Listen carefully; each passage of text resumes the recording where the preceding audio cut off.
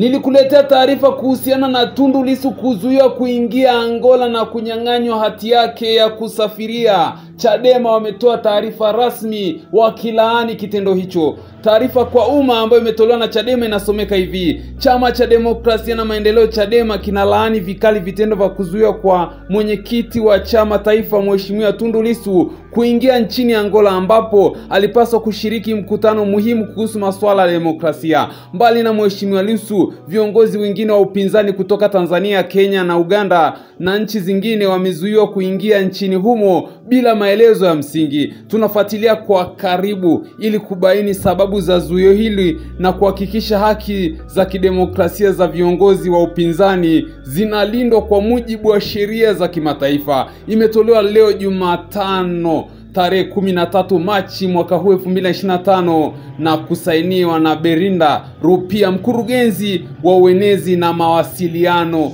hii leo. Na taarifa ya Tundu Lissu kuzuiwa yeye pamoja na kiongozi mwingine wa ACT hapa Tanzania, nilikuletea msafara viongozi wa ACT Wazalendo ukiongozwa na kiongozi wa chama Doris Semu na makamu wa kwanza wa rais wa Zanzibar ambaye pia ni mwenyekiti wa ACT Othmani Masoud Othmani, pamoja na msafara wa mwenyekiti wa Chadema Tundu Lissu umezuiwa kuingia nchini Angola na mamlaka za serikali ya Angola, na Chadema wametoa taarifa ya kulaani kitendo hicho.